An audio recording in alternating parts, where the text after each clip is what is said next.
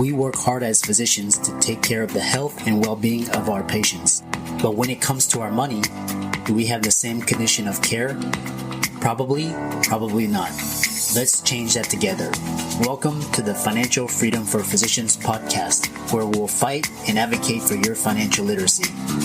As always, I'm your host, Dr. Christopher Liu. Thanks for being here. Let's jump into the show.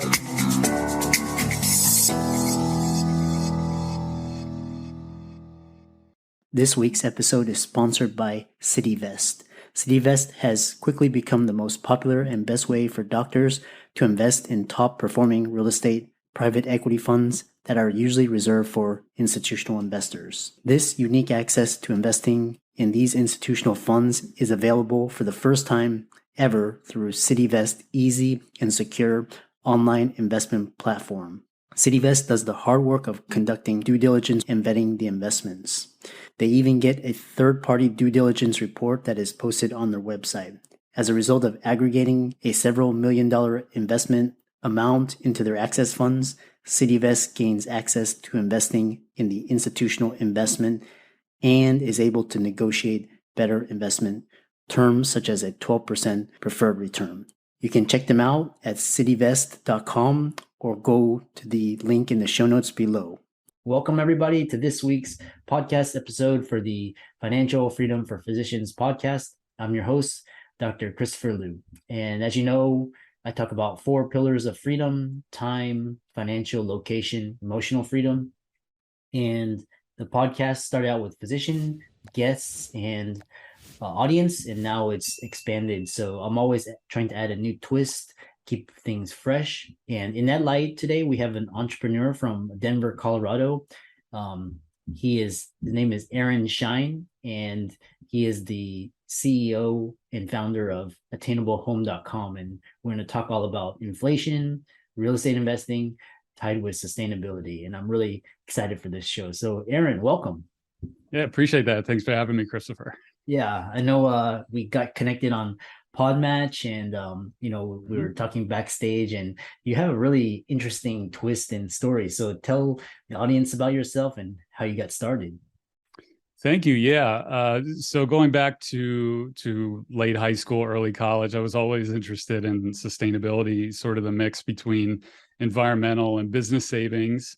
And, I was like, okay, how do I go about this? I mean, through college, I have an undergrad, but I changed my major 4 times and sort of, discovered finance and real estate that way, which I really ended up loving through school. But, I was one of 5,000 undergrads graduating in 06 in August. And I was just like, what do I do with this? And so I did a bit of research and just packed the car. That was Central Florida. I drove out to Denver and chased down a solar company starting up there for 2 months until they hired me. Basically walked in every week until they hired me. Didn't have much, but you just go for it, right? And that started my career in sustainability. I did my first job out of college there was solar, door to door, like we're getting now, the door knockers and the flyers. And I was in Costco at the end caps all weekend, selling solar. And so sales training, and that's how I kind of cut my teeth.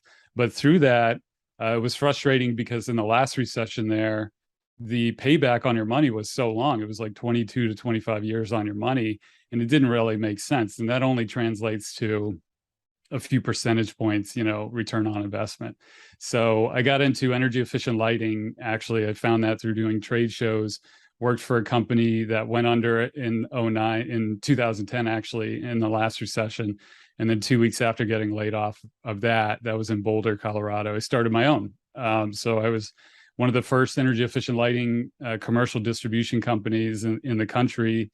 And grew pretty quickly. I had it for 7 years, had a nice exit in 2017, and kind of rolled all the capital into real estate, and always loved real estate. Started investing in 2009 in my own properties and rentals and primary residences, but now I'm in residential commercial, crowdfunding deals, which are really popular lately, especially for physicians. And I'm not a physician myself, but I have a lot of friends from Denver when I lived there. Like half of them were doctors, and I just saw the going through residency and the pain and the hard work and different things you guys go through. So it's a lot of fun to be on this podcast. Yeah. Yeah, that's Mhm. so interesting. Because you're the you're the entrepreneur that, kind of did everything from the ground up, and you got a lot of experience in the sustainable industry and now real estate. So well, I mean, I know you wanted to talk about the economy and why real estate really fits into that paradigm, especially in today's narrative. So tell us more about that. Sure. Yes.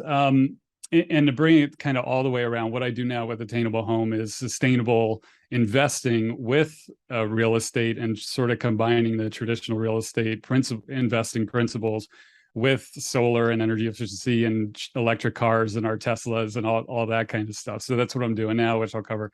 But I think it's really important, especially in a profession like yours and anyone listening who, I mean, I can't claim to relate, but I've seen it because, we would do these brunch conversations and somebody, an anesthesiologist would say, oh, I just got my student loans, down past 200 grand and things like that, and it's just like, I just saw it. And also you work so hard for so long into your 30s and beyond, and you don't make much relatively. And then all of a sudden you get a massive salary, and that's all gravy. But, you have a lot of numbers flying around. And I think it's really important, not just for physicians, but for anyone to really understand a bit of the core monetary system and how it's built, because we're all swimming in it. And it does go into, general personal finance principles, financial literacy, but I'd like to kind of talk through it in this way. And we're all sort of swimming in it. I mean, technically it's called fractional reserve banking system. It's a debt-based system. And the money that we all use, and this is every country on earth, pretty much every major country on earth, you have the country itself and the government, and you have a central bank. In our case, it's the Federal Reserve. In England, it's the Bank of England, or the European Central Bank, the ECB, and so forth. And like a little exercise I like to run through. Let's say you and I, there's 100 podcast bucks between us. We're the full economy, right? $100.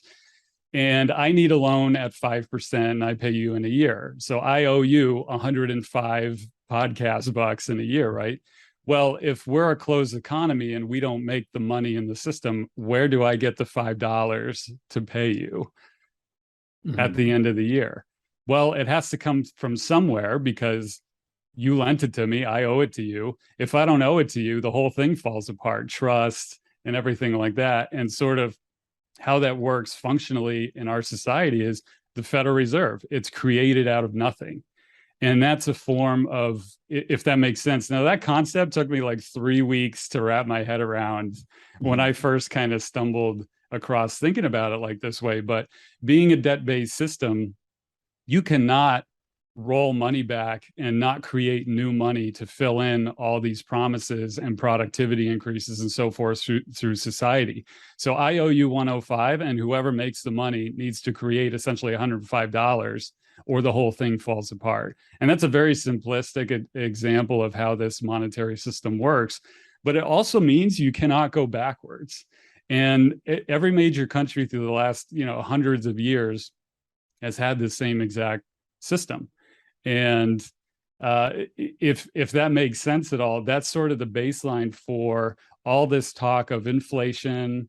And we're going back to the 1970s and the 40s. We've had these cycles hit us before, where we have to define inflation, which is just creating more monetary supply, and sort of the devaluation of our currency is the flip side of it, which also means the erosion of purchasing power. And we can get into assets and investing in real estate if you like. Yeah. To kind of kick it off from there. Yeah, exactly. Yeah, go ahead. Yeah. And first too, I mean, I have a couple bills here. I'll just show up to the camera, if that makes sense. These are hyperinflated bills that you can that you can buy on eBay. This is a $50 million Reichsbank mark from 1923, Germany, right? Uh-huh. And it's 100 years old, going back to World War I, when Germany owed all these reparations and stuff. And the other one is the Bank of Zimbabwe, which is $100 trillion bill. I think it's like 16 zeros or something on here, but I think it was like $3 on eBay. Yeah. But throughout history, it just shows that different countries hyperinflate their currency into nothing. And so the whole point of even mentioning this is that with investing, it's effectively what we're doing. You must own assets to keep ahead of this. And to essentially, you know, they call it getting out of the rat race or having your money work for you or things along those lines. That's basically what we're doing, because if you own real assets, and we could talk about what those actually are, how to define it, you can stay ahead of this. So it doesn't matter how much money is created, you still own assets and they go up with the inflation and with money creation. Mm-hmm. And yeah, that's really, and what's interesting is that, you know, especially for real estate, you know, especially for entrepreneurs, business owners, even, you know, among the physician community, you know, it's all about real estate. Tell us why is that? Well, with physicians specifically, I mean, normally, or in most cases, you're going to have a really high salary, which means you have a lot of taxes. I mean, I've had friends, they're so excited about their new job as a surgeon, and then they're like, oh my God, the taxes that got taken out of this. So real estate itself and things like crowdfunding partnerships and things that you can invest in are good tax savings. You're kicking the can down the road effectively for a little while. But real estate itself, like owning rental properties, it's the biggest tax deduction thing you can do that I know of. And I do this for myself to keep my own taxes down. So taxes, number one. Real estate, now let's talk about what an asset is. I would say anything that has scarcity. Cars generally are not, even though last year used cars went up and everything like that. That's the inflationary environment we're in. Mm-hmm. And now some argue that we're in stagflation, which means you don't produce anymore. The economy isn't growing, but the monetary supply is growing. The amount of money they're printing is growing. So everything goes up but there's no growth. And so what an asset is, land, for instance, you can't make more of it. So that qualifies as an asset. Art can, you know, in the eye of the beholder, art, Rolexes, things like that, even though we're in a down cycle at the moment, anything that produces money, anything that creates money, like businesses, stocks, bonds, right? Mm-hmm. Real estate, rental income is the same. So real estate covers so much of it. It's an asset. It's scarce. It mm-hmm. produces rental income. It's an inflation hedge, which means the more money they print, you know, the houses generally go up. And over the past 120 years or so, real estate has gone up, I think 3.2% or something like that. But look at the last few years, it went up 10 to 20%. And that's cooling off because the Federal Reserve is raising rates to make it cool off. They sort of engineer these cycles because inflation's out of control and regular people can't buy houses at these prices. So things are cooling off in part for those reasons. Yeah. And then, it's so interesting. And, you know, a lot of, you know, especially physicians, they love real estate because it's something tangible, so they can see it and hold it. And, you know, in art too, I see why you know, especially in times of crises, people hold things that are of value.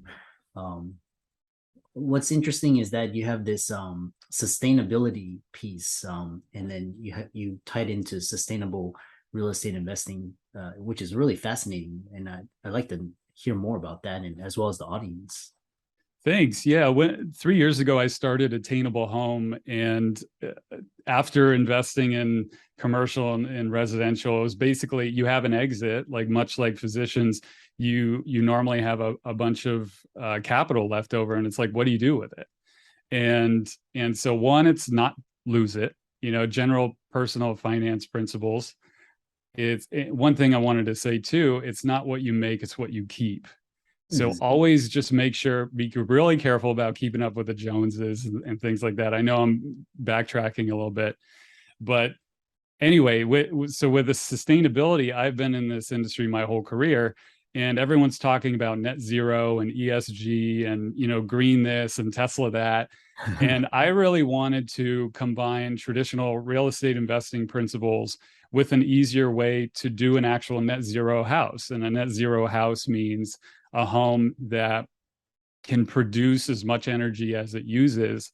And I wanted to see if I could roll in the powering the Tesla with it. I have a Model 3 or any electric car. So Attainable Home, the concept is one, doing energy efficiency, and then doing typically solar as a last case and sort of calculating all the way through your energy needs for the year, and then zeroing out your entire energy bill through that. And also sticking to home value increase from the savings you're getting on the utility bill, and then perceived value.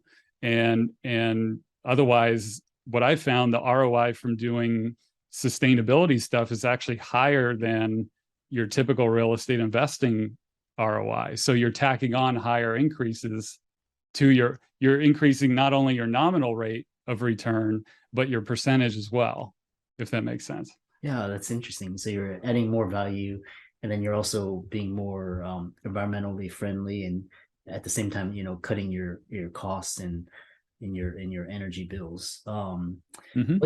What's interesting is that you approach the renewable energy world with the real estate investing principles, and how do you approach that in terms of a overall macro perspective?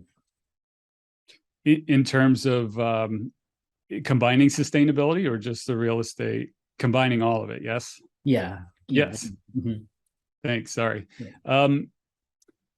Well, with solar, for instance, studies are showing that 3 to 4% home value increase comes from owning the system, not renting it, not leasing it. And so if you can increase the home value by adding solar, and with the macro picture and inflation and everything, there's kind of two parts of it. There's the capital increase part, capital gains, and then also the amount that it produces monthly or yearly or whatever. So what you're doing with efficiency and solar on these homes that I find is you're basically eliminating your energy bill, like $100, $200, $300 a month, or sometimes much more if you have a bigger house, with no more gas. And so you get the effective cash flow, which in my case is anywhere. I'm in Florida now, but the last two houses I did for myself, anywhere from 12 to 20% ROI, yearly cash flow on the money you spend for efficiency and solar. And so you have the yearly sort of, it's like a bond or a dividend payment, but then you also increase the equity on your house. So run your typical investing real estate calculators, and then just tack on the efficiency and value increase from sustainability. Another way to put this too is, we all have energy bills in our home. And if you can do this, you're extracting more savings out of things that are already sitting there, because you're just paying the bill without even thinking much of it. And a lot of homes can go net zero these days, especially with how good the tech is now and how low the prices have gotten on these things. Yeah. And that's so fascinating to talk to you, and really interesting how you combine very new principles to existing industries. After, and you mentioned you sold your business in 2016 or 2017, and you did a lot of traveling, and sounds like you're doing a lot of personal work. What are some of the key lessons that you learned? Oh, good question. On the personal side, all the things you read about that, the 80-year-olds, sort of retirees like to share with us, who have to learn the hard way. Went to Bali, did the eat, pray, love thing for a bit, traveled the world. I mean, you find out, the highs don't last too long. I mean, I remember exactly when I had the wire come in from my business sale. it lasted about 10 minutes. And then all of a sudden it's like, well, what am I going to do now? I have to start another business, all this stuff. And so, I mean, one, like a lot of us hard chargers and achievers and call us whatever, but work on being present, work on enjoying where you are and what you did, because it's endless. I mean, things like keeping up with the Joneses, that'll kill you over time. If you can work on releasing some of that stuff, you'll just feel so much more calm and free. Yeah. And that, I roll a lot into business just because I really love it and that's what I do. But, Attainable Home for me represents sort of a passion, purpose project without sort of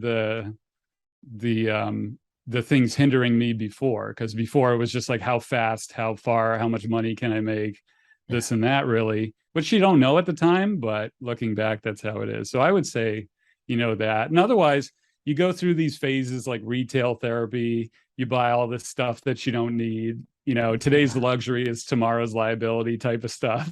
And, keep things simple, keep close friends, understand that money isn't the answer.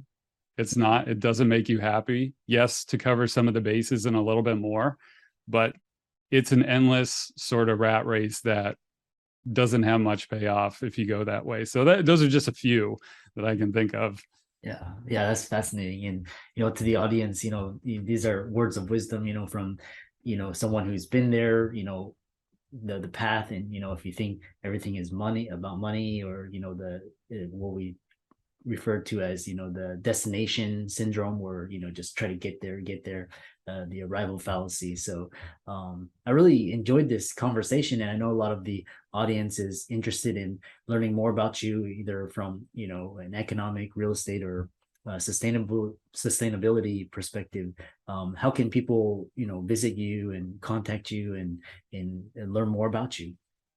Sure, thanks. And this has been a lot of fun. Appreciate it. The website and the company is attainablehome.com, singular. And I wrote up a bunch of case studies I did on these Netzero homes. And we have hundreds of articles on all sorts of things, sustainability and electric cars and everything. And if you contact me through the website, I get those directly. So feel free to do that. And then we've got ebooks. I mean, especially if you have a bigger house, you can download this guide from the homepage there, and it's like 40 things that people can do for their own homes to lower their energy bill. And if you have a bigger home, you're talking hundreds of dollars per month. So that's on there too. But yeah, that's the current project, and it'd be fun to chat with anyone. Yeah. And for all the audience listening, Erin's links will be in the show notes and resources. And it has been a really great conversation. I really enjoyed it. And, we look forward to hearing about your future successes. Appreciate that. Thanks for having me on. I'm excited that you made it for another episode. You are truly the best. If you've been following the show for a while, you know that my passion is to bring you the education you need to find your path to financial freedom. Please come back week after week for new content, new resources, and great guests. Until then, if you haven't already, please be sure to check out the website, www.drchrislewmdphd.com, for more support. I'll see you next week.